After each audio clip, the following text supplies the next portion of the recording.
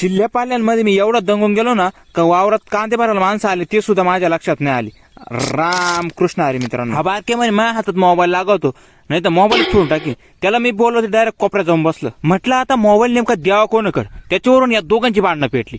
म्हणलं काय खरं नाही आता इथून जावं लागत. मग त्यांची भांडणं पाहिले लगेच ढळवलं मी वावरात. कारण कांदे भरायला माणसं आले होते आणि तेवढी कांदे द्यायची होती आजच्याच. कारण पावसाचं वातावरण लय जबर व्हायला होतं. अरे बाबो काय मोठी टोळी आहे. डायरेक्ट 16-17 माणसं एका तासात 5 पोळी भरून घेतल्या. अरे बाबो लगेच व्यापारी आले. पटापट आपल्या टारलीमध्ये गोण्या रासल्या. आता वातावरण एवढं जबर ना काय विचारायचंच नाही. डायरेक्ट माणसं डायरेक्ट पळू गोण्या. वारं एवढं खतरनाक.